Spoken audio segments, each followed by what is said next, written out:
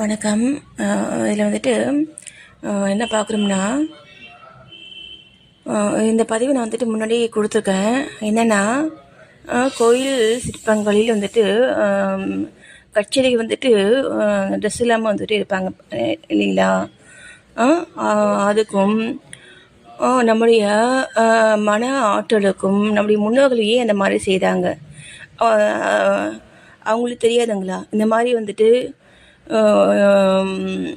ஏன்னா வந்துட்டு அதெல்லாம் பண்ணவங்க பார்த்திங்கன்னா ஒரு ராஜாக்கள் வந்து பண்ணாங்க. அப்போ அந்த ராஜாக்கள் வந்துட்டு அந்த அந்த அந்த பொதுமக்களுடைய வந்து மனதை வந்து கெட்ட மாதிரி செய்வாங்களா? அந்த மாதிரி செய்தாங்கன்னா பொதுமக்கள் வந்துட்டு அவங்கள வந்து மதிப்பாங்களா?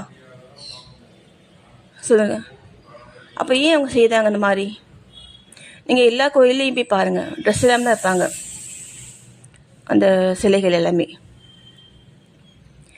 அதே மாதிரி கேரளாவில் பார்த்தீங்கன்னா அதே மாதிரி தான் வந்துட்டு மூகாம்பிகை அம்மன்லாம் பார்த்தீங்கன்னா அதே மாதிரி தான் இருப்பாங்க. என்ன என்ன காரணம் அப்படி பார்த்தீங்கன்னா, நமக்கு இந்த கட்டுப்பாடு வேணுங்க. ஒரு தெய்வத்தை நம்ம வந்துட்டு எப்படி பார்க்குறோமோ அப்படி தான் பார்க்கணும். புரியுதுங்களா?